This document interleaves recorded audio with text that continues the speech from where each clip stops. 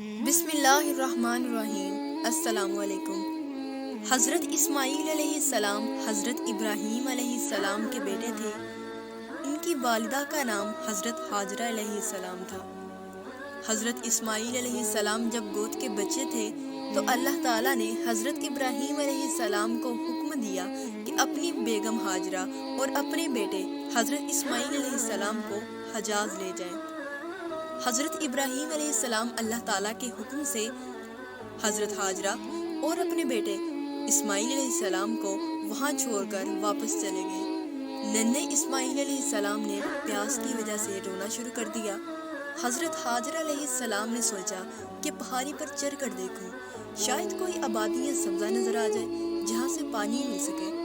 انہوں نے ننھے اسماعیل علیہ السلام کو ریت پر لٹا دیا اور قریبی پہاڑیوں صفا اور مروہ پر دوڑ دوڑ کر چکر لگانے لگی، لیکن انہیں کوئی انسان دکھائی نہ دیا۔ وہ فکر مند ہو گئی۔ حضرت حاجرہ علیہ السلام مایوس ہو کر ننھے اسماعیل علیہ السلام کو دیکھنے واپس آئیں تو حیران رہ گئی۔ انہوں نے دیکھا کہ ننھے اسماعیل علیہ السلام پیاس کی وجہ سے ایریاں رگڑ رہے ہیں، اور جہاں ریت پر ان کی ایریاں رگڑ کھا رہی ہیں وہاں سے پانی کا چشمہ نکل رہا ہے۔ انہوں نے جلدی سے بیٹے کو پانی پلایا اور خود بھی پیا۔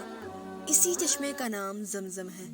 اتنی ہی دیر میں وہاں ایک خانہ بدوش قبیلہ آ پہنچا۔ حجاز میں کئی قبیلے ایسے تھے جو اپنے خیمے اپنے ساتھ لیے پھرتے تھے۔ انہیں جہاں کوئی پانی کا کنواں ملتا وہاں خیموں کی بستی بسا لیتے۔ اس قبیلے کا نام بنو جرہم تھا۔ ان لوگوں نے حضرت حاجرہ علیہ السلام اور ننھے اسماعیل علیہ السلام کو دیکھا اور ان سے چشمے کی داستان سنی تو بہت حیران ہوئے۔ وہ سمجھ گئے کہ ان ماں بیٹے پر اللہ کا کوئی خاص فضل ہے۔ انہوں نے ننھے اسماعیل علیہ السلام اور ان کی والدہ حضرت حاجرہ علیہ السلام کی بہت عزت کی، پھر وہیں خیمے لگا دیے۔ حضرت اسماعیل علیہ السلام جب اتنے بڑے ہو گئے کہ کام کاج میں اپنے والد کا ہاتھ بٹانے لگے تو حضرت ابراہیم علیہ السلام نے ایک خواب دیکھا۔ انہوں نے اپنے بیٹے حضرت اسماعیل علیہ السلام سے اس خواب کا ذکر کیا۔